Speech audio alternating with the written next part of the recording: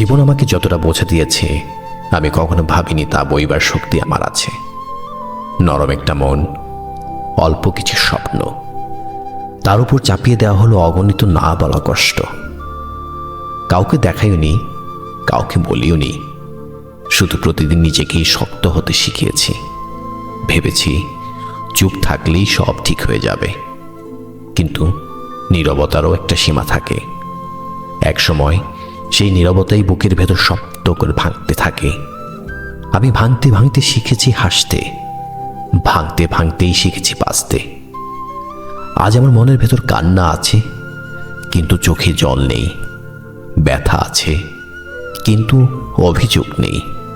আমি যেন এমন এক গভীরতায় নেমে গেছি যেখানে আলো পৌঁছায় না, শুধু অভ্যস্ত অন্ধকারটাই সঙ্গী হয়ে থাকে।